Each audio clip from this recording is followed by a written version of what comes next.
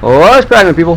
Anansi here, and welcome back to Jak and Daxter, the Precusor Legacy. In the last one, we made it to Gaul and Maya's Citadel, and started freeing the sages. In this one, we're going to finish that up and get right into it. We have a rather interesting platforming series. I've seen some people say this bit's hard. This bit really isn't hard. You know? It's like boom, right there, I'm done. Now I get the rest of the Precusor orbs. And the last Scoutfly power cell. Yeah! We are really cracking through this. I don't think there are too many Precusor orbs in there, and I'm fairly certain we've got all of them.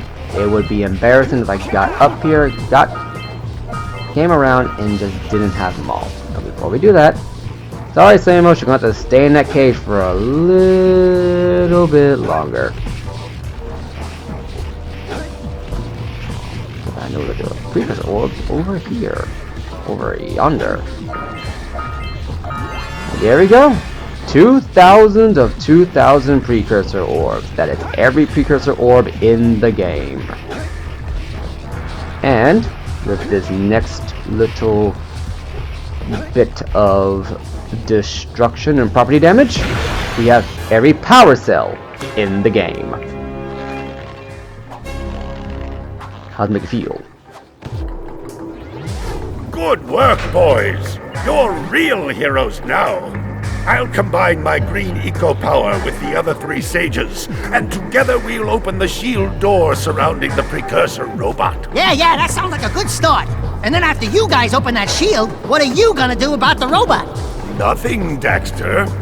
We have to keep the shield open. It's up to you two to figure out how to destroy the robot. Oh, right. I get to help the guy that turned me into a furball destroy the only person who can turn me back! First, save the world. Then we'll try to convince Gaul to help Daxter. You're too late, Samus. Once I possess limitless Dark Eco, I will have the key to creation itself. This is madness! Releasing that much Dark Eco will destroy everything we know! Just look what it's done to you! It has given us a beauty beyond anything you could understand. Beauty? Have you two looked in the mirror lately? Just wait until we open the silos, little one. You think short and fuzzy is bad. And to think, you two traveled all this way for my help. Fools! Enjoy your front row seats to the recreation of the world!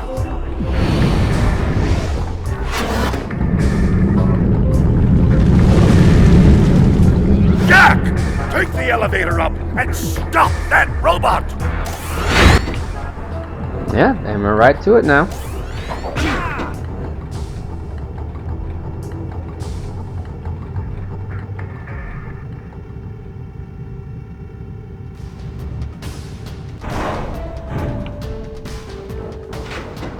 And they give you all this health to help heal you back up.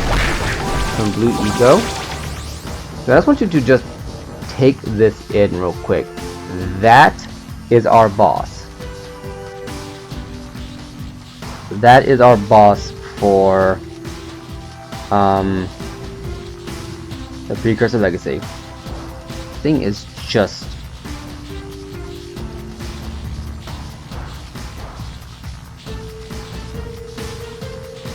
I mean, what do you say to that? That is how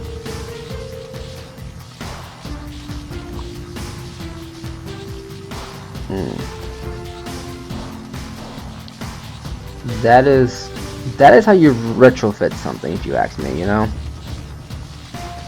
I mean,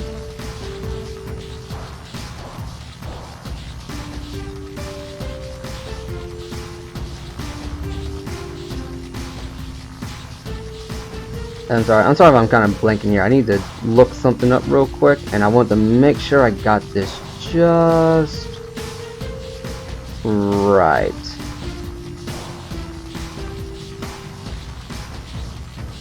because there was something interesting I just remembered about Golemai's voice actors that I needed to bring up real quick.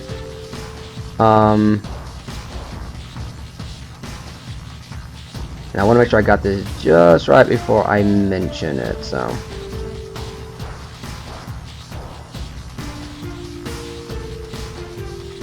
Okay, so. Okay, just had to double check that. Yeah, so no, that would have been wrong. Okay, let's get to it. Well, that was anticlimactic, and thus Golemai won by Jak succumbing to his greatest of enemies, heights. Now this boss, I remember when I first got to when I was a kid, this thing was unbelievably tricky. So what you want to do is you want to run around, collect all the yellow Iko you can, and then just start firing at it, because the first phase of this boss is not that hard. You just want to aim for pretty much what you're doing is you're pretty much just dismantling Golemai's machine, you know? Ego won't protect you Now you want to move about this, but you don't want to be too quick about it, because if you jump up in the air too quickly, that bomb will detonate on your way back down, or not go off in some cases, and then it will one-hit kill you because it's a dark Iko bomb. And then use same with this green Iko to summon abominations. Yeah, I don't think you can hit these. I don't think you can hit these. You just gotta shoot it. So just use your yellow Iko and you'll be good. So yeah, but yeah, the thing I was trying to look up earlier was whether or not, because I remember I heard that Golemai's voice actor were actually married in real life, but when I actually looked it up, it's not the case. So yeah, I don't know where someone got that from, but that's not the case. Also, one more thing to mention is that this thing is also proximity based. Ah, crap. Okay, gotta reset this one. That's my bad. So yeah, so the bomb that he fires at the end of every phase is meant to signify is a time detonation, and B, a proximity based detonation. Ego won't protect you now. How it works is that if you get underneath that thing and hit one of the lasers, it detonates and kills you instantly. You have to jump over it. There is no negotiating that fact.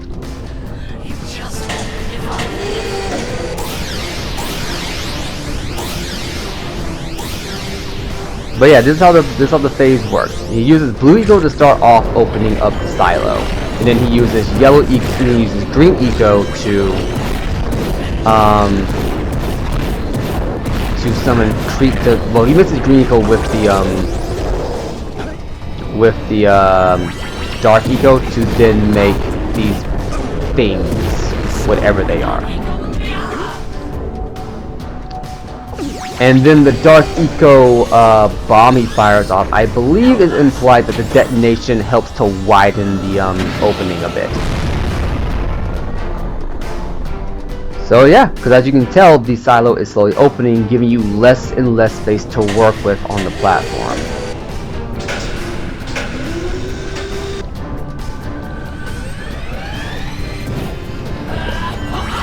Now be careful with these, because how these work, this is red Iko, these things will make shockwaves that will then hit you. What you want to do is you want to do this right here.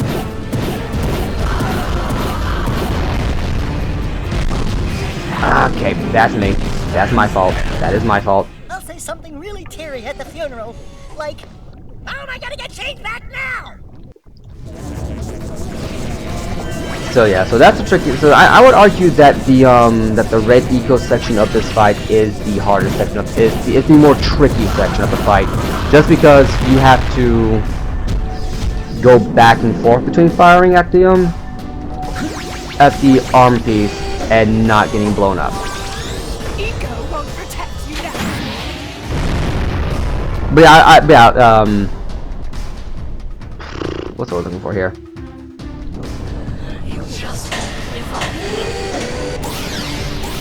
sorry, I'm completely blanking right now.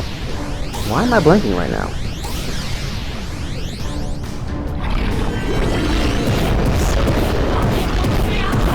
Try not to get this time. One health to work with now. Let me get to the chakra second. But yeah, that's pretty much the boss fight. The first couple of phases of it. If I can actually go without dying by jumping off the edge again, or getting hit by something, I might be able to show you the next phase afterwards. So you want to wait until the bomb gets there, opens up, and then you want to jump. That way you guarantee you will go off and not worry about accidentally messing that up, as I have done more than once.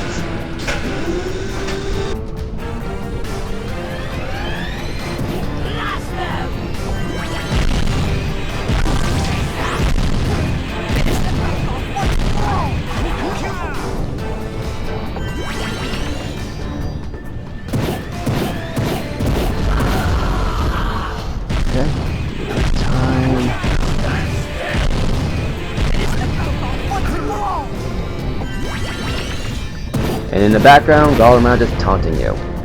Yep, there you go. That's 2 bits down. Oh, right. I forgot.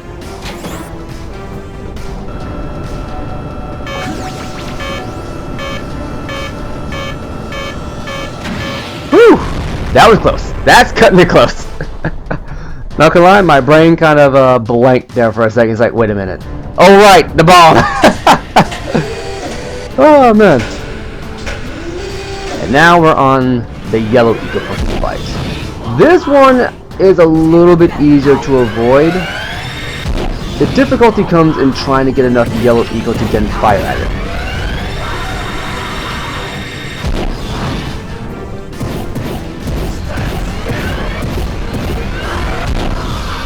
Okay.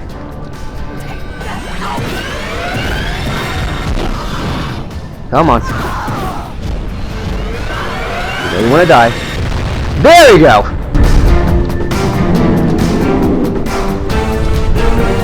You just won't give up.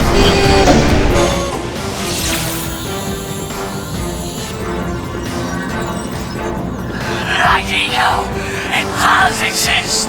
They must not be allowed to get it! Light Eco! That could be the stuff to change me back! Or it might stop that robot. Stay fuzzy, save the world. Choices. Okay, fine. We'll save the world, but do it quickly before I change my mind! Alright, so here's how this bit works. All you gotta do now is just wait for the white eco to drop somewhere. And then you run over to it.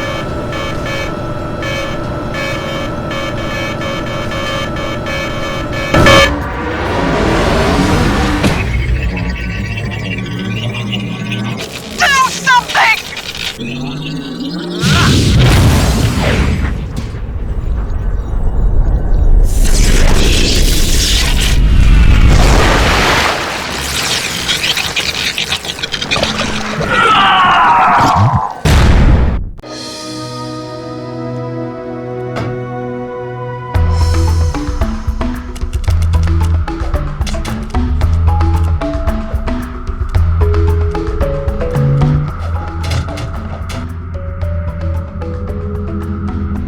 Well, it looks like I may have been too hard on you boys. You do have what it takes to be heroes. But Daxter, now we can't change you back. Don't worry about me, baby. You know what they say. Big things come in small packages.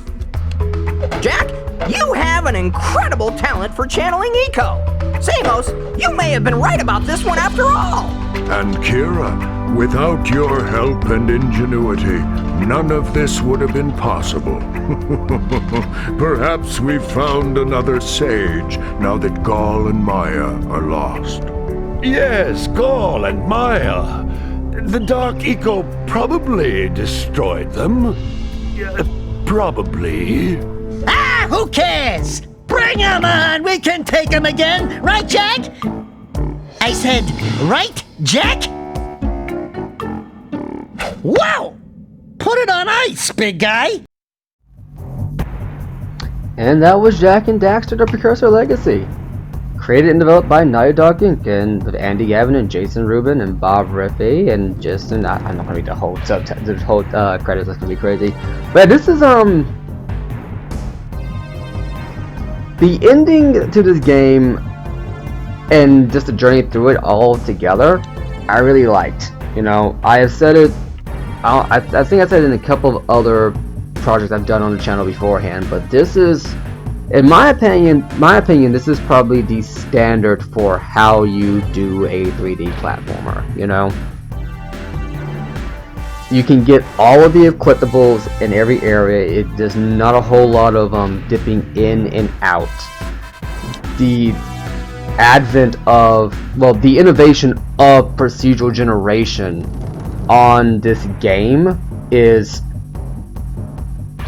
for all intents and purposes, something that I wish we would have done. We would have seen a lot more of in the gaming industry to this day. Now, especially with the focus on open world gaming, but the story is still great. The characters are wonderful, well voice acted. It's well worth your time. And nowadays, you can get it inside of the Jak and Daxter bundle on the PlayStation Network.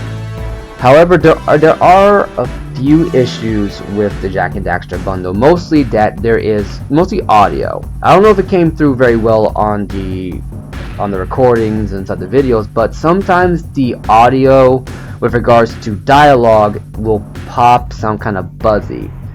Now, I seem to remember that being how it sounded on the PlayStation 2, so I wonder if that's just that issue exacerbated with a 3D with a remaster and touch-ups, if you will. But beyond that, yeah, I think it's well worth the money. It's $40 for the entire collection, which gets you 4 games, so it's $10 a game, you know. And the music is great. The level designs are wonderful. Like, even my least favorite level, the Spider Caves, is still a well-designed level. Like, I have my problems with how it feels and how it moves through, but when I take the time to actually think about where everything is and how it's built, it is a well-designed level. You know, having the crystals, you have to smack the light up in that one area. And that's another thing, you're never doing the same thing in every single area. It's a different objective all the time. I would argue the low point of that stuff comes with the volcanic crater, where you have to spend 360 precursor orbs to get 4 power cells. I would argue that is probably the worst it gets. And beyond that, yeah, it's a game that I honestly recommend anyone pick up. You know, there's a reason why this, Sly Cooper, and Ratchet and Clank are considered the PlayStation 2's like peak platformers. I just remember having so much fun playing this game. I remember being awestruck by it. It's a shame that when I actually looked into it, that the first game, in terms of sales, actually didn't do as well as Naughty Dog wanted to, and it actually came down to the design of Jak. Jak was caught between this Eastern anime aesthetic and this Western medieval aesthetic that just kind of meshed, so it didn't really fit anywhere. But in my mind, that mixture really helped to establish Jak and Daxter's look, you know. And going forward in the series, every single game after this, developed by Naughty Dog, is in my opinion, they just get better every time, you know. I would argue the only game that maybe didn't improve as much was the final game of the trilogy, but even then, it's still the best game in the trilogy, you know. And when we get to that game, I'll talk about why that's the case. But just know that going forward, every game inside the series is great, you know. Especially the sequel. I feel like the sequel is when this game really hits its stride. And, as another first, 100% of the game is not that hard. Like, once you... especially on your first run through, you're probably not going to get all the power cells, all the Precusor orbs, and that's fine. You don't need a lot of them, you know? On your second run through, once you get an idea of where everything is and really explore the levels, especially if you're affecting a younger demographic, you will then be able to 100% this game. 100%. You will then be able to 100% this game, no problem, every single time you go into it. And that being said, this is one of those few games where I would say that if you want to get the most out of it, go for 100%. Find all the Precursor orbs, find all the Scout Flies, find all the power cells, you know? And then once you get done doing that, then take a break from the game and come back to it later. Because half the fun of it, make no mistake, Jak and Daxter, while I think has a phenomenal story, now, and I understand I have to go on a bit of a tangent here, but this ties into it. Jak and Daxter's story in the original game is really basic. It's pretty much a hero's journey, you know? So, you want to wait till the sequel to come and play these games again for their narrative. Holy yakko! What could that be? Wow! It's an ancient precursor door. It looks like it will only open if we fill all 100 holes with power cells. We're heroes, remember? We have 100 power cells.